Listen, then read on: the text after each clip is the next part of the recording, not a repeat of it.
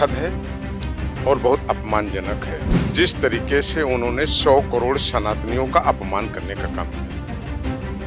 धर्म और आस्था के प्रति इस देश में लोगों ने अपनी गर्दन कटवाई है। वो लोग उस वेशभूषा में जा रहे हैं जिन्होंने कभी प्रभु राम का दर्शन नहीं किया, कभी उन्हें प्रणाम नहीं किया। आपको वहां जनता ने भेजा था जन समस्याओं को उठाने के लिए, अपने क्षेत्र की सड़कों को बनवाने के लिए, अपने यहाँ पुल बनवाने के लिए। हिम्मत हो, हैसियत हो तो अन्य धर्मों की किसी कमी को वही चोला पहन करके वो दिखाएं।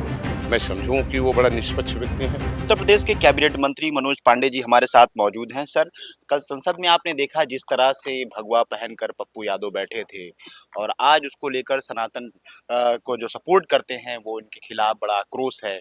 तो ये जिस तरह से उन्होंने वेश धारण किया है, उनका कहना है कि जिस तरह से अयोध्या में चीजें हुई हैं उसको दिखाने के लिए, जनता में मैसेज देने के लिए किया है, लेकिन जिस तरह से सनातन का वेशभूषा धारण करके किया है, कैसे देखते हैं सर आप? बहुत दुखद है और बहुत अपमानजनक है और दुर्भाग्यपूर्ण भी है। जिस तरीके से उन्होंने 100 करोड़ सनातनियों का अपमान करने का काम किया। धर्म और आस्था के प्रति इस देश में लोगों ने अपनी गर्दन कटवाई है।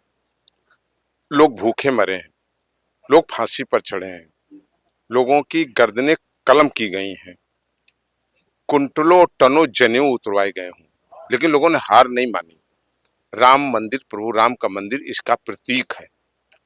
कितना दुर्भाग्यपूर्ण है कि आप 100 करोड़ देश के सनातनियों का अपमान करने के लिए वो लोग उस वेशभूषा में जा रहे हैं जिन्होंने कभी प्रभु राम का दर्शन नहीं किया, कभी उन्हें प्रणाम नहीं किया, कभी हिंदुत्व और सनातन का सम्मान नहीं किया।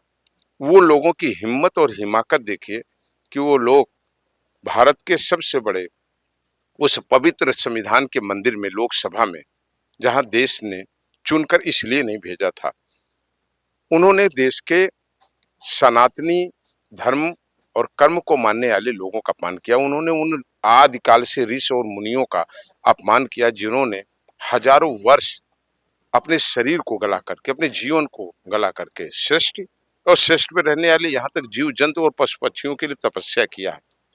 उन्होंने जो अपमान किया, उन्होंने हमारे विराट जो शास्त्र हैं, पुराण है, उनका अपमान करने का काम किया। हिम्मत है उनमें? अगर हिम्मत हो तो दूसरे धर्मों का भी इसी तरह चोला पहन करके उसकी कोई खामी हो उसको दिखाने की अगर हिम्मत है, उनके अंदर साहस है, तो हमारा सवाल है उनके लिए कि जब दूसरे धर्मों में भी कोई अगर कमी उनको मिलती है और होती है तो क्या उसको दिखाने की हिम्मत कर पाएंगे, साहस कर पाएंगे? मैं समझता हूँ इसको पूरा देश देखा है और ऐसे लोगों को देश फिर जो लोकतंत्र में उसे अधिकार मिला है, उस लोकतंत्र के अधिकार के जरिए मुंह तोड़ जवाब देगा।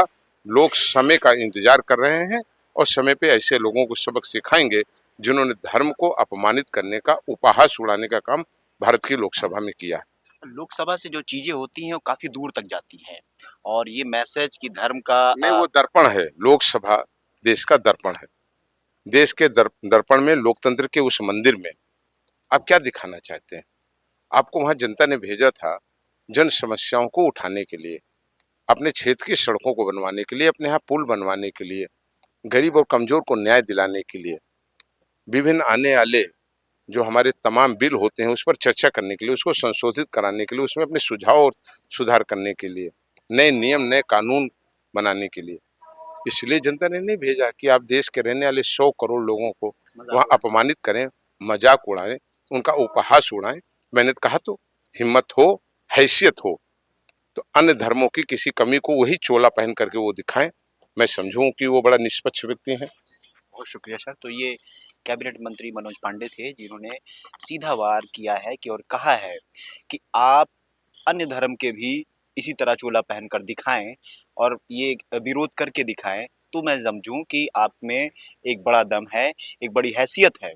क्योंकि जिस धर्म का आप अपमान कर रहे हैं, जिस धर्म का चोला पहन के इस तरह कर रहे हैं, वो कहीं ना कहीं करोड़ों सनातनियों के जो विश्वास है, जो आस्था है, उस पर आप ठेस पहुंचा रहे हैं। कैमरा पर्सन के साथ साहब यादव, GMD न्यूज़, लखनऊ।